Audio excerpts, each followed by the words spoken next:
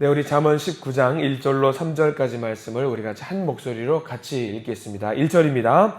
가난하여도 성실하게 행하는 자는 입술이 패역하고 미련한 자보다 나으니라. 지식 없는 소원은 선하지 못하고 발이 급한 사람은 잘못 가느니라. 사람이 미련함으로 자기 길을 굽게 하고 마음으로 여호와를 원망하느니라. 아멘. 오늘 이 말씀 가운데 하나님의 은혜가 있기를 간절히 기도하고 소망합니다. 우리 기도하는 마음으로 먼저 고백합니다. 하나님과 동행하겠습니다. 아멘. 우리 옆 사람 축복하면서 하나님과 동행하세요. 아멘. 하나님과 동행하는 날 토요일 되시기를 간절히 기도하고 소망합니다. 잠언 19장 말씀은요, 읽다 보면은 도덕책 같습니다. 성경에 나와 있는 내용이라기보다는 우리가 일상생활 속에서 살아가면서 이렇게 살아가는 것이 바르고 정직하고 좋은 일이다라는 이야기들이 많이 담겨 있어요. 특별히 정직과 성실에 대한 이야기가 기록이 많이 되어 있습니다. 이런 이야기 한 번쯤은 들어보셨을 겁니다. 독일의 철학자 임마누엘 칸트라고 하는 유명한 철학자가 있어요. 매우 정직하고 매우 성실했던 사람이라고 합니다. 하루는 이 칸트라는 사람이 여행을 하다가 숲에서 강도를 만났다고 해요. 강도가 말을 합니다. 가진 것을 다 내오면 목숨만은 살려주겠다. 칸트가 벌벌 떨면서 정말 가진 것을 다 내놓았다라고 합니다. 강도가 말을 해요. 이게 전부냐? 그렇습니다. 그럼 이제 이곳을 당장 떠나라. 목숨만은 살려주겠다. 정직한 칸트가 무서워서 도망을 막 치더랍니다. 그런데 이 칸트가 한참 가다가 생각이 났습니다. 옷 한 켠에 무거운 것, 어려운 일을 대비해서 무거운 금괴, 가볍지만 무게가 나가는 좀 금괴를 하나 갖고 있었던 것 같습니다. 막 도망가다가 옷 품 안쪽에서 뭔가 출렁거리니까 생각이 났던 거예요.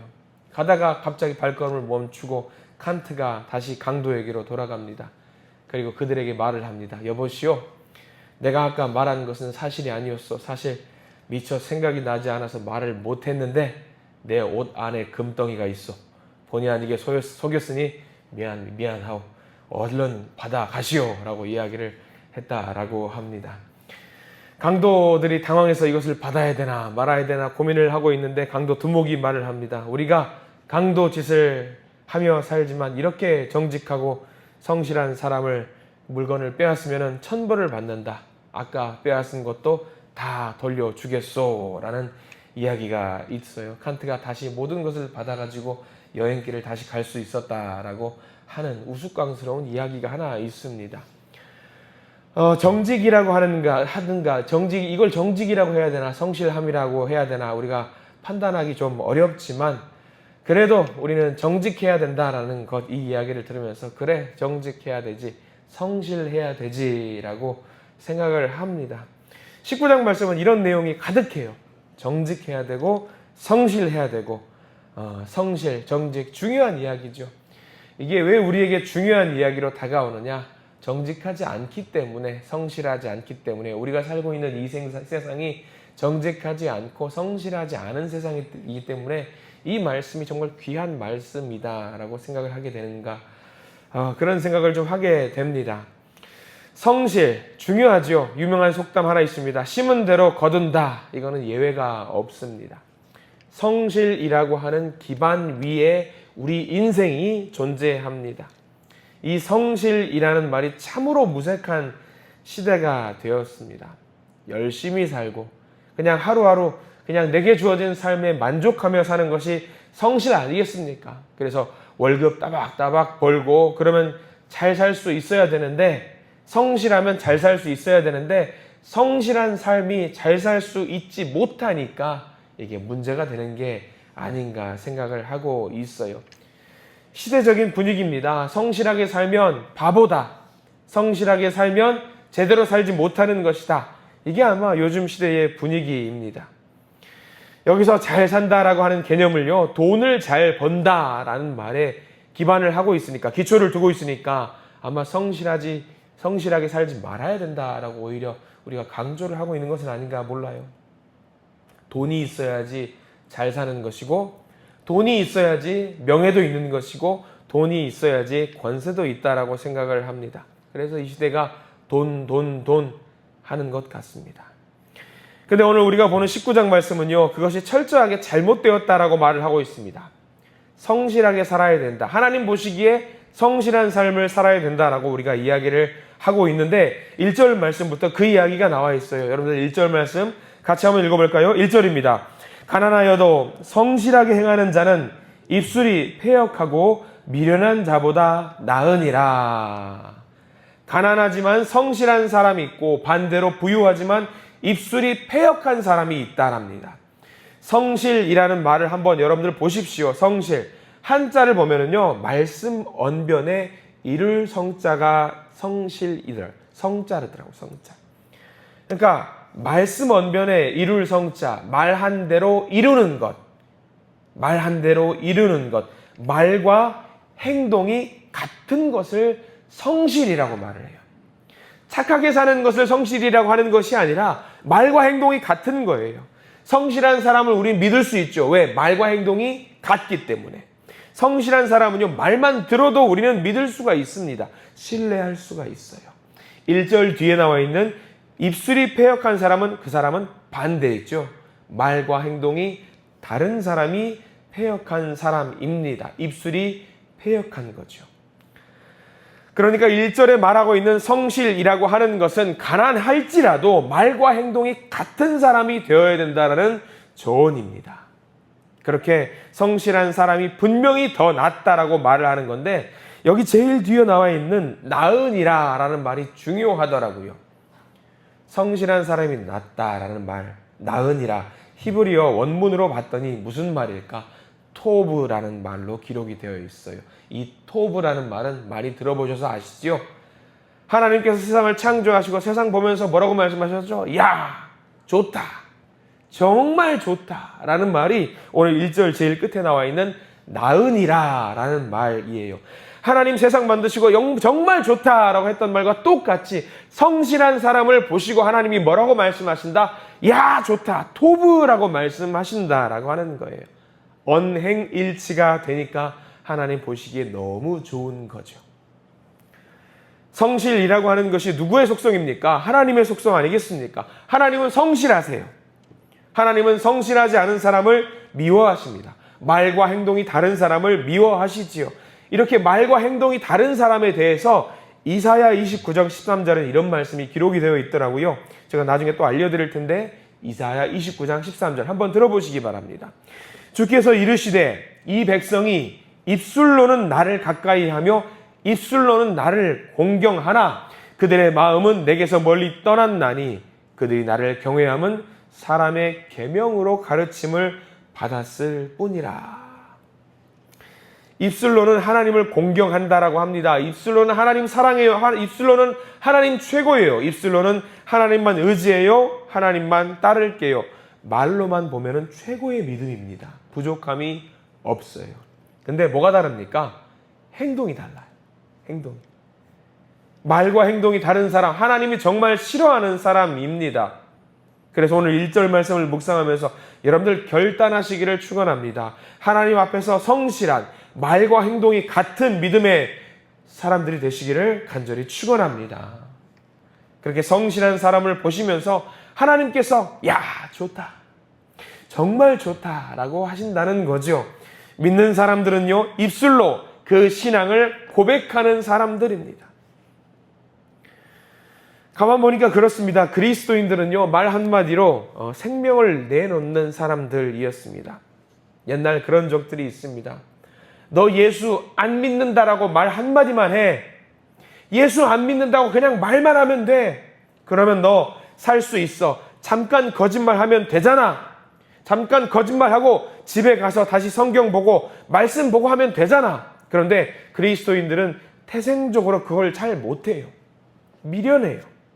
말하는 것과 행동하는 것이 다르면 안 된다라고 우리는 배웠기 때문입니다. 정말 미련합니다. 근데 세상적으로는 미련하다고 할지라도 하나님은 그 미련한 행동을 보시고 정말 좋다라고 말씀하신다는 거예요. 그만큼 중요한 거죠. 그리스도인들은 말에 있어서 성실해야 합니다. 그게 필수 조건입니다. 하나님 앞에서 성실한지 아닌지 판단할 수 있는 절대적인 가치는 아니지만 그래도 잣대가 될 수 있는 게 하나가 있습니다. 뭐냐? 사람들 앞에서 내 모습이 성실한지 아닌지 잘 보십시오. 사람들 앞에서 인정을 받는지 인정을 받지 못하는지 한번 보십시오. 사람들 앞에서 진실하지 않은데 하나님 앞에서 진실할 수 있을까? 불가능합니다. 온 마음을 다해서 하나님 앞에서 성실한 자가 되기 위해서 기본적으로 먼저 무엇이 되어야 되느냐? 옆에 있는 믿음의 동역자들에게 인정받으시기 바랍니다. 옆에 있는 믿는 자들 앞에서 성실한 자로 일어서시기 바랍니다. 그러면은요, 일단 기본적으로 하나님 앞에서 저 어떻습니까? 라고 물어볼 수 있는 자격이 됩니다. 성실한 사람이 되시기를 축원합니다. 내가 정직하고 성실해서 어떻게 제대로 살 수 있을까 하는 사람에게 주시는 대답이 2절 말씀이에요. 2절 말씀 같이 한번 읽어볼까요? 2절입니다. 시작. 지식 없는 소원은 선하지 못하고 발이 급한 사람은 잘못 가느니라. 여기서 소원이라고 하는 말이 히브리어로 네페쉬라는 말을 써요. 이게 어떤 말이냐? 갈망한다라는 말이에요. 소원한다, 갈망한다. 근데 그냥 갈망하는 게 아니라 막 동물처럼 막 숨을 헐떡거리면서 막 소망하는 것을 말하거든요. 정말로 원한다. 정말로 바란다. 그것을 말하는 겁니다. 그런데 오늘 2절 말씀에서는요. 지식이 없이 간절히 소망하기만 하면은요. 지혜가 없이 소망하기만 하면은요. 그것은 선한 행동이 아니라는 겁니다. 올바른 지식과 올바른 지혜의 근거에서 소망하라고 이야기를 하고 있어요. 올바른 지식은 하나님의 뜻을 말합니다. 그러니까 간절히 막 숨을 헐떡거려서 침 흘리면서 소망해도 돼요. 그렇게 소망해도 되는데 무엇의 근거에서? 하나님이 주신 지식의 근거에서, 하나님이 주신 지혜의 근거에서 소망하라는 거죠. 어떻게 해야 되겠습니까? 하나님께 물어야 되겠죠. 하나님께 물어야 되죠. 하나님께 묻는 행위가 뭐가 있어요, 여러분들? 기도죠, 기도. 하나님 이게 맞습니까? 하나님께 맞습니까? 기도하면서 하나님께 소망해야 된다는 거죠. 기도하면서. 처음에는 어렵습니다. 하나님 이게 맞습니까? 하나님께 아닙니까? 묻는 것 자체가 어려워요. 근데 처음에 어려워도 하나님께 구체적으로 조금씩 물어보면은요, 하나님이 길을 안내해 주시더라고요. 전에 한번 말씀을 드린 적이 있습니다. 기도를 드릴 때는 구체적으로 하십시오. 구체적으로 기도를 하다 보면은요, 하나님이 그 길을 안내해 주세요. 하나님 이 길을 가야 되는데 맞습니까? 가다 보니까 맞는 것 같아요. 하나님이 인도해 주시는 것 같아요. 그럼 가는 거지요. 가다가 기도하는데 아닌 것 같아요. 엇나가요. 문제가 생겨요. 그러면 그 길을 갈 수 있습니까? 못 가는 거죠. 기도하다가 소망하고, 기도하면서 소망하고, 하나님께 끊임없이 물으면은요, 우리가 그 길이 맞는 길인지 아닌지 알 수 있다라는 거죠.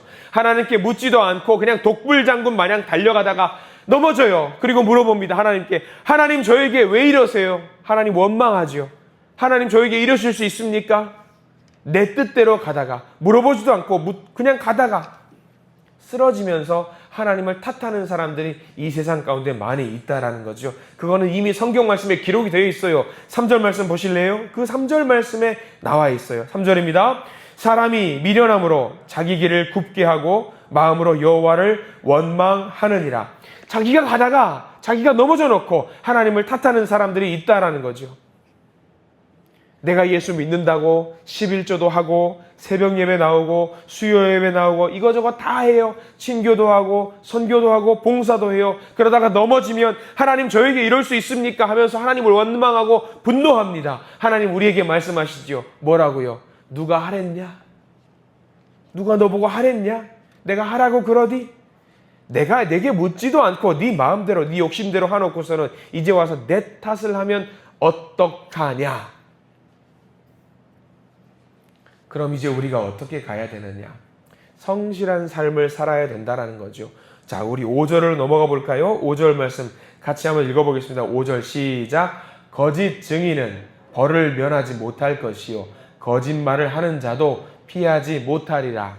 여기서부터는요, 우리가 잘 표시를 좀 해두셨으면 좋겠는데, 거짓 증인은 벌을 면하지 못할 것이요. 그게 1번이에요. 정직하라는 말이에요. 정직. 성실한 사람들은 어떻게 살아가느냐? 1번 정직이랍니다. 5절에 정직이라는 말 나와 있고요. 정직, 그러니까 뭐 글자로 정직이라는 단어는 나와 있지 않지만 거짓 증인은 벌을 면하지 못할 것이, 이게 정직이거든요. 이게 성실한 사람입니다. 또 하나의 특징이 6절에 나와 있어요. 6절도 읽어봅니다. 시작. 너그러운 사람에게는 은혜를 구하는 자가 많고 선물 주기를 좋아하는 자에게는 사람마다 친구가 되느니라. 6절 말씀 또 다른 특징이 있죠. 너그러운 사람, 너그러운 자가 되어야 된다는 말입니다. 정직하고 너그러운 자가 되어야 된다. 이거 기억하십시오. 너그러우면 좋죠. 베푸는 거 좋아하는 사람, 용서하는 것을 즐겨하는 사람, 그 사람 주변에는 분명히 사람이 많아요. 정직과 너그러움 기억하십시오. 쭉 넘어갑니다. 10절 말씀 넘어가 볼까요? 10절 말씀 읽어봅니다. 10절입니다. 미련한 자가 사치하는 것이 적당하지 못하거든 하물며 종이 방백을 다스림이랴. 사치하는 것이 적당하지 못하거든 사치하지 말랍니다. 정직하고 너그럽고 사치하지 말라는 이야기지요. 분수에 맞는 삶을 살라는 이야기지요. 그게 성실이라는 거예요. 더 나옵니다. 11절 말씀 읽어봅니다. 노하기를 더디하는 것이 사람의 슬기요 허물을 용서하는 것이 자기의 영광이니라. 정직, 너그러움, 사치하지 아니하고 노하기를 더디하라는 거예요. 노하기를 더디하고 허물을 용서하라. 화내지 말라는 거예요. 화낼 필요 없다라는 거예요. 엊그제도 제가 한번 말씀드렸죠. 말에 대한 중요성을 말씀드리면서 우리 입을 더럽힐 필요가 있다 없다? 기억나실 겁니다. 우리 입으로 욕을 할 필요가 있다 없다? 없다라는 거예요. 누구에게 맡기면 되는 거예요? 노하지 말고 하나님께 맡기라는 거죠. 분노하실 이유가 없습니다. 하나님께 맡겨버리세요. 오히려 용서하라 하십니다. 주님이 갚아주셔요. 몇 가지 대표적인 말씀만 우리가 봤습니다. 잠언 19장 말씀을 보면은요, 뭐 성경 말씀이라기보다는 세상을 살아가는 도덕책과 같은 말씀이 기록이 되어 있어요. 근데 이거를요, 우리가 읽어 나가면서 도덕책이라고 보시면 안 돼요. 왜? 이 말씀은 누구의 말씀이에요? 누구의 명령이에요? 하나님의 명령이에요. 도덕책이 아닙니다. 도덕책이 아니에요. 이 시대가 수단과 방법을 가리지 않고 상대방을 짓밟아야 되는 시대가 되었습니다. 그러나 세상이 아무리 그렇다고 해도 세상 사람들보다 좀 더 우리가 가난하고 못 산다라고 할지라도 하나님께서 명령하신 그 성실, 그 정직의 자리를 절대로 포기하지 마시기 바랍니다. 성실함 위에 굳게 서 있으십시오. 그 성실함 위에 굳게 서 있으실 때 하나님은 우리를 살리시고 나도 살리시고 너도 살리시고 우리 모두를 살리실 줄 믿습니다. 오늘 여러 가지 말씀을 봤습니다. 도덕책과 같지만 도덕책이 아닌 하나님의 명령, 이 명령의 말씀들을 잘 새겨보시고 생각해보시고 내가 혹시 부족한 것이 있다라고 한다면 하나님 이것을 채워주십시오라고 기도하면서 하나님 앞에 나아가시는 저와 여러분들 되시기를 간절히 축원합니다. 기도하겠습니다. 하나님, 성실함이, 정직함이 지혜라고 알려주시는 말씀을 우리가 받게 됩니다. 가난하여도 성실하게 행동하는 자는 미련하고 패역한 자보다 낫다, 좋다, 멋지다라고 말씀을 해주십니다. 하나님은 살피시고 우리를 지으신 하나님은 우리의 생각을 아시나니 성실하신 하나님이시여 우리를 하나님의 성품을 닮아서 성실하게 만들어 주시옵소서. 패역한 입술을 살지 않게 해주시고 진실하려고 몸부림치는 우리가 되게 해주시옵소서. 일상을 살아가는 도덕책과 같은 말씀을 우리가 보게 됩니다만 이 말씀이 도덕의 말씀이 아니라 도덕의 이야기가 아니라 하나님의 명령임을 깨달아 알게 하시고 성실하고 정직하게 사는 우리 믿음의 모든 성도들이 될 수 있도록 우리들을 인도하여 주시옵소서. 예수 그리스도 이름으로 간절히 기도드립니다. 아멘.